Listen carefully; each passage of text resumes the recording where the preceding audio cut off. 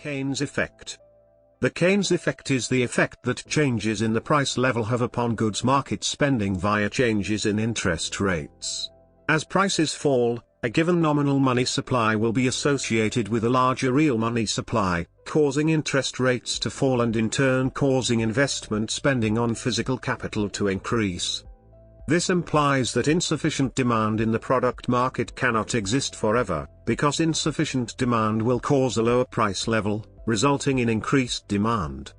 There are two cases in which the Keynes effect does not occur: in the liquidity trap, when the LM curve is horizontal and thus changes in the real money supply do not affect interest rates, and when expenditure is inelastic with respect to, unresponsive to, interest rates, when the S curve is vertical. The Patinkin-Pigou real balance effect suggests that due to wealth effects of changes in the price level upon spending itself, insufficient demand cannot persist even in the two cases in which the Keynes effect does not operate.